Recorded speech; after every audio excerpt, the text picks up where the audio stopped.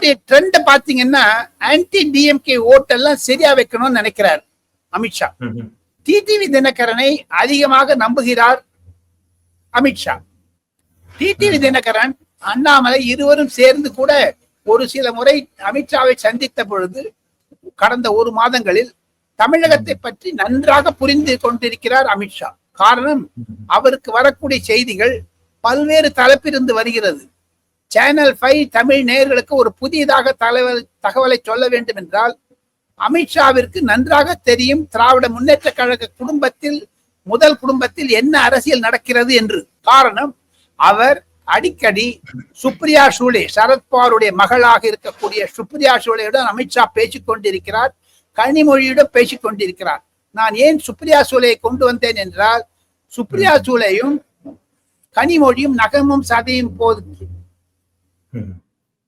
அவர்களுக்கு இருக்கக்கூடிய செய்தி பரிமாற்றம் என்பது மிக மிக துல்லியமாக இருக்கும்.